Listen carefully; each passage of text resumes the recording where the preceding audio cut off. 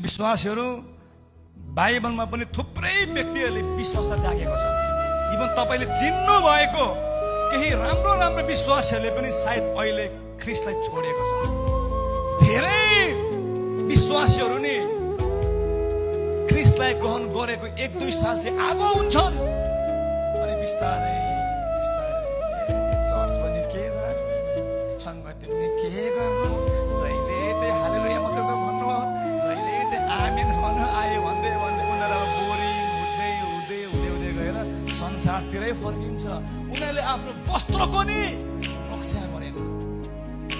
विश्वासको अति उत्तम लडाई भन्छ पावलले भन्छ नि, मैले मेरो उत्तम लडाई लडेको छु, मैले मेरो विश्वासलाई अन्तिम साससम्म जगाएको छु भन्छ।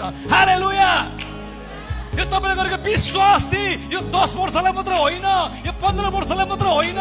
तपाईसँग पैसा हुँदा पनि विश्वास राख्नुहोस्, पैसा नहुँदा पनि विश्वास राख्नुहोस्, तपाईको शरीरमा हेल्थ हुँदा पनि विश्वास राख्नुहोस्, तपाई रोगले ग्रस्त हुँदाखेरि पनि विश्वास राख्नुहोस्, किनकि तपाईको विश्वास नि अमूल्य छ। किनकि यही विश्वासले मात्रै तपाईको आत्मालाई अनन्त राज्यभित्र प्रवेश गराउन सक्छ।